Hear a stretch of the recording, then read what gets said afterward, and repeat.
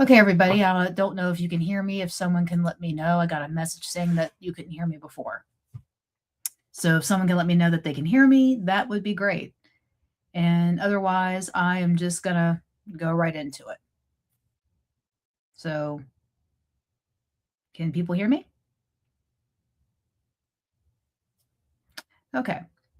So, on a cold winter evening in January of 2016, Tyarra Williams stepped out of her grandmother's apartment, promising to return in just 1 hour. She never did. And what started as a quick visit to a friend's house turned into one of Greenborough's most baffling cases. Foul play is suspected, but with no body, no arrests, and leads that have gone cold, Tyarra's story is a heartbreaking reminder of how quickly someone can disappear without a trace. So today we're going to walk through her life, the night she vanished, the investigation, the theories, and where things stand now. Stick around to the end for how you can help.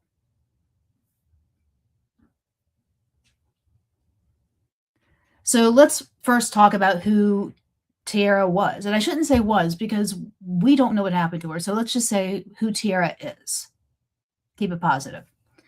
Born on June 18, 1996, in Greensboro, North Carolina, Tyarra Cacique Williams was the eldest of two siblings. Her parents divorced when she was young, and she grew up living with her mother, Danielle Williams, and her younger brother. Described by those who knew her as a witty, kind, bubbly, and spunky person, Tyarra had a vibrant social life both in person and online. She was active on Facebook, where her mom kept a close eye on her posts, and typical protective parent stuff. Now, Tyarra attended Dudley High School in Greensboro, where she thrived in an early childhood development program. During her junior year, she had a real passion for working with kids, especially those with disabilities. After graduating in 2014, she took a year off to figure things out, and by December of 2015, she was ready to pursue her dreams. And at 19, she enrolled at Guilford Technical Community College, majoring in early childhood education. So let's go ahead and bring her up here. That is Tyarra Cacique Williams. She was excited. She even planned to go shopping with her mom for textbooks and a laptop the very next day after her disappearance. In her senior year of high school, Tyarra moved in with her grandmother at the Stony Brook Apartments on Webster Road, near Randleman Road in Greensboro. It gave her a bit more independence, but she loved coming home to her grandma's cooking. And it's interesting because where she went missing from, I live literally minutes from there. So didn't realize how close to home this really was till right now. But living with her grandmother, it gave her a bit more independence, but she still loved coming home to her cooking. Physically, Tyarra was a striking young woman, 5'5", about 120 pounds, with brown hair. She had pierced ears, a stud in her left nostril, and a distinctive nickel-sized burn scar on her right wrist. On the night she vanished, she was dressed casually for the winter chill, a pink shirt under a black North Face jacket, dark blue Levi jeans, white Jordan sneakers with blue and green trim, and a royal blue knit cap. Tyarra wasn't the type to run away or ghost her family. She was close to her mom, her boyfriend Aaron, and her brother. Everything seemed normal until January 7th, 2016. So let's break down that fateful day. Tyarra started her morning bright and early at 8 a.m., heading to Guilford, or we call it G-Tech, but Guilford Technical Community College to finalize her enrollment and pick up her student ID. She was in high spirits, ready for the new semester, starting just a week later. By 6 p.m., she stopped by her mom's house to chat about her day and help take down the Christmas tree. Her boyfriend Aaron and little brother joined them, and it was a typical family evening. Around 8 p.m., the group headed back to her grandmother's apartment at Stony Brook. They had dinner, watched some TV, and relaxed. Then at about 8:30 p.m., Tyarra announced that she was stepping out to meet a friend named Travis, who lived in another unit in the same complex. Now, she told Aaron and her brother that she'd only be gone for just about an hour and would text them. Aaron didn't recognize the name of Travis. but he didn't think much of it at the time. Hindsight is 2020. Tyarra left the apartment, and according to phone GPS data, she made it to Travis's place. But that's where the trail goes cold. The signal stopped shortly after, suggesting her phone was turned off or the battery died. She never returned home, and by 9:30 p.m., Aaron started worrying. He texted her, no response. He checked around the complex, nothing. The next morning, on January 8th, Aaron had an early appointment but returned to find Tyarra still missing. He woke her grandmother, and they tried calling her phone, straight to voicemail, which was unusual. Because she never turned her phone off unless she was at work. They contacted Danielle, who rushed over. Tyarra's purse was still in the apartment, but there was no sign of her. Now, Danielle checked Tyarra's Facebook and found messages to an ex-boyfriend, leading to her to suspect Travis might be an alias. By 8 p.m. that night, after a day of frantic searching, the family reported her missing to the Greensboro Police Department. Now, I remember when she first went missing because I was working in a call center like way north of Greensboro, and her missing person flyer was actually in our break room. It was a pretty big break room, but they were around. I think she had relatives that or friends who worked there. And it was very sad. I remember that. And her case is always one that's kind of stuck with me because pretty girl just disappeared out of nowhere. And since I started this true crime channel a couple years ago, her case is one I've brought it up before. I've talked about it, but now, with this being the 10-year anniversary, I'd be remiss not to bring it up and talk about it again. So the investigation kicked off quickly. On January 9th, the family canvassed the Stony Brook apartments, knocking on doors, asking for sightings. But no one had seen her. And by January 11th, the case was assigned to the Crimes Against Persons Squad. Detectives interviewed Danielle, Aaron, and others close to Tyarra. They zeroed in on Travis, whose real name hasn't been publicly released, but he was identified as an ex-boyfriend. So that turned out to be who she was seeing that night was the ex-boyfriend. So Travis was questioned early on at first, but he denied any contact with Tyarra that night. But phone records and texts proved otherwise. He later admitted that he had messaged her to meet up, and they talked in his car for about 20 to 30 minutes. He claimed she got out and walked back towards her grandmother's apartment. Police searched his car. Nothing incriminating turned up. Still, he was the last person confirmed to have seen her alive, making him a key person of interest. And in my opinion, should still be a key person of interest. So cell phone records corroborate the meeting, with the last ping near the complex around 8:30 p.m. But after that, silence. No activity on her accounts, no sightings on CCTV through the complex. But the complex didn't have any extensive cameras. So if she went missing outside of the complex, there's really not a whole lot they could have really searched for at that point. But the searches ramped up. And on February 8th, 2016, police combed the area around Stony Brook. Woods, creeks, culverts, sewers, drains, even using tracking dogs. The weather was icy, making it tough, but they found zilch. Tips started trickling in. Sanitation worker in nearby High Point reported seeing a disoriented girl matching Tyarra's description, walking in a dark jacket. Now, what he's referring to, we have a stretch of road on Randleman and even Elm Eugene. They run parallel to each other. And that is where a lot of,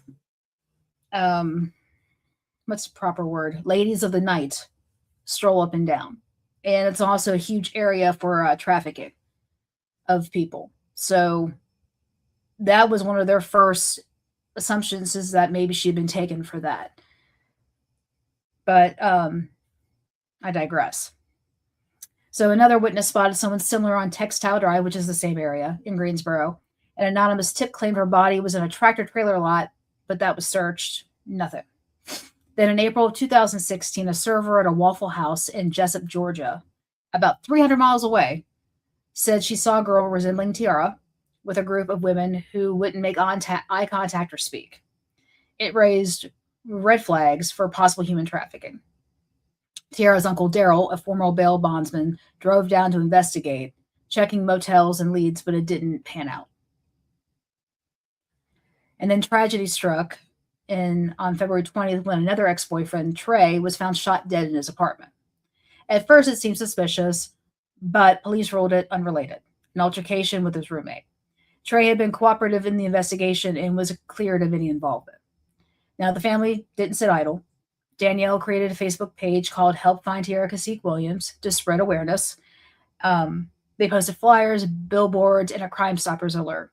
Daryl set up a hotline and offered a $10,000 reward for information leading to her discovery. And the National Center for Missing and Exploited Children got involved, and Tyarra's grandfather even searched cross country, I should say. And media attention helped too. In March of 2016, a tip about an Instagram post resembling Tyarra turned out to be fake. On June 13th, a relative thought they saw her in the Greensboro DMV, but surveillance footage confirmed that it wasn't her. The case was featured on the TV show Disappeared in May of 2018, bringing national eyes to it. I actually saw that episode. They did a very good job with that. By 2023, though, Greensboro police brought in 2 retired investigators to review the case part-time, hoping fresh eyes might uncover something. But as of today, January 8th, 2026, exactly 10 years later, there are no new leads. The case remains open, classified as endangered missing with suspicion of foul play. Okay, so you now have all the factoids of the case. So let's discuss the theories.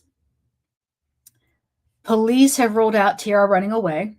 It was completely out of character. She had plans, a loving family, and no history of disappearing. The leading suspicion, foul play, possibly abduction.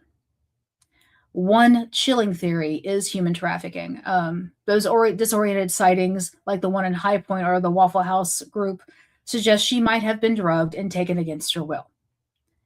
Human trafficking is like a massive issue, and it's affecting millions, and young women like Tyarra are vulnerable targets. I mean, she fits the profile. She's young, she's pretty, she's thin. She would be an ideal candidate for them to take. And I hate to say this, but of all the scenarios, I hope that's the one that it is, because that means she's still alive. Anything else would mean that she's dead. So I pray to God they find her. But another theory focuses on her personal life, like the ex-boyfriend, Travis is the elephant in the room. His initial lie about not seeing her, combined with being the last person with her, raises eyebrows.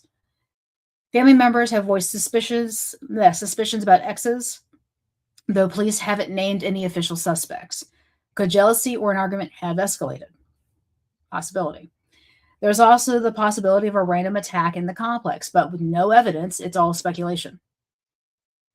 So Danielle Williams has been vocal, sharing on social media, "Someone knows something, please come forward."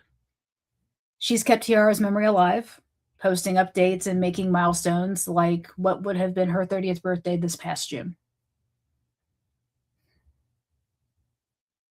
Tyarra Cacique Williams' case is a stark reminder that mysteries like this don't solve themselves. They don't.